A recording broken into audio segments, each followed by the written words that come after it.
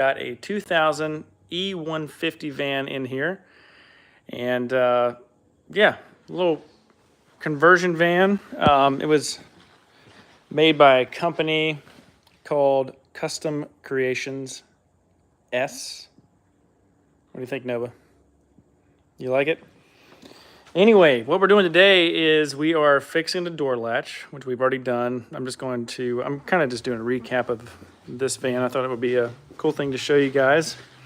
Just an odd thing in the shop that is getting worked on. Doesn't always have to be adventure vans, but this one has rooftop AC, and it has a DIY bed system that's installed. So the current owner didn't do this. When they bought it, they just wanted to get some things fixed.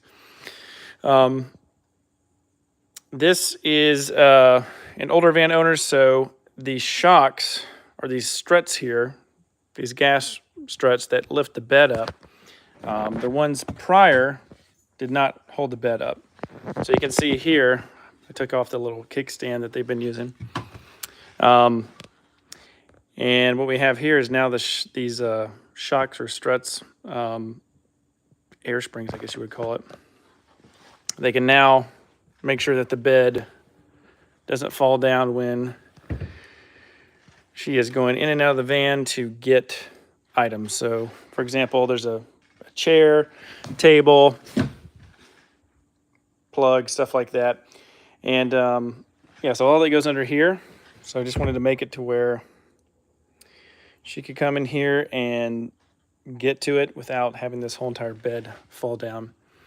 So all we did is went on Amazon. I just copied the part number, and I just got a replacement spring. So when you let go, it sits about right here. This mattress is pretty heavy. So they're two 40-pound springs, and yeah, about 80 pounds of force holding that up. What's nice is, see, you can actually just intermittently push this down. And what I wanted to happen was, when you push it down, I did want it to kind of come up a little bit, because there is going to be some mattresses, a bed sheet, pillows, stuff like that. So this pushes down, and then there's just a simple latch. Again, I didn't make this. I'm just kind of getting this back up to spec for her, so she can go on her travels. It's got a battery, an inverter, some fuses, and that is just to make sure that the AC unit operates. But yeah, just a nice, simple little DIY build that somebody did. Now, Custom Creations, that's the conversion part of the van. So that is going to be, for example, that's going to be this, the headliner, these storage shelves. So not this, not the bed, these kind of plush sheets. So I know you guys watch a lot of adventure van conversions from my channel, but a lot of vans like this are doing the van life. But a conversion van just has these kind of upgrades for, traveling long road trips, family, stuff like that. There's typically in these vans, they'll have 2 captain chairs here and then a bench seat in the back that actually folds down flat.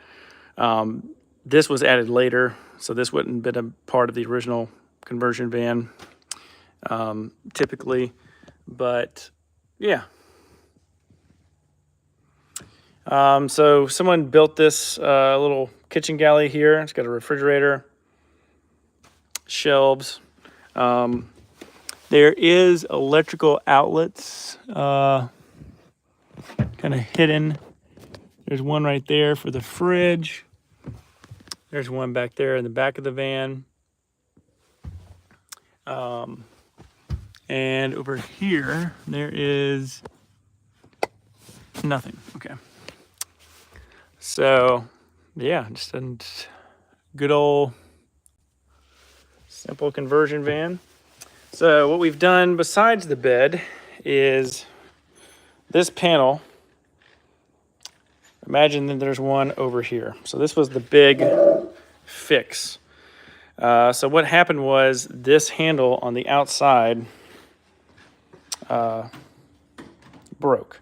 So the outside handle didn't break. So this is the handle, the factory one. So what happened is there's a post right here, and this post holds a bunch of stuff. So it's got something like that, the spring. So you can imagine all these guts just kind of just blew apart. They just broke.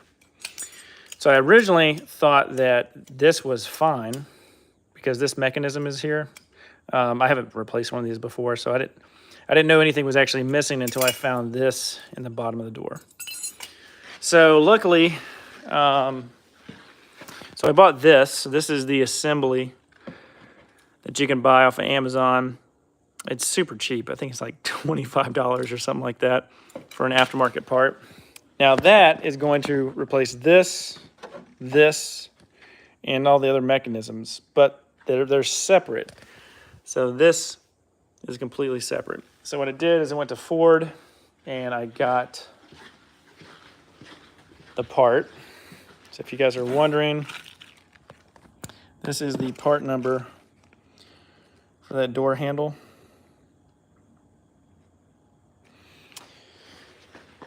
And these were some additional struts if I needed them to help the bed open up more. Yeah, gas strut. I don't know why I'm calling it shock. Gas strut. Anyway, long story short, this is the new Ford part. They do want you to rivet this into place. I wasn't going to do that because, riveting is, one, I don't have these chunky rivets. Two, the stainless steel hardware that I have that I use for roof racks and stuff fit perfectly, as you can see. So I got that installed, and then so working my way over here. Got some light. So if we look inside here, we've got a couple different mechanisms. We've got the lock down here. So that was fine. This is an electronic door locking mechanism, so that was in the way. Thankfully, I was able to kind of sneak behind there. So I don't know if you can see those two threaded, move this out of the way. So we've got, there you go. We've got that threaded bolt at the bottom and the threaded one at the top. Those are the two stainless steel bolts that I added. And then this mechanism right here, that is what pretty much exploded. So this right here, that plastic thing, yeah, it just blew up completely. But what's interesting is this one from Ford has been redesigned. I'm assuming maybe to fix that issue. The only thing I'm concerned with is this top plastic piece. There's no retaining clip or anything like that. It's not designed with a retaining clip.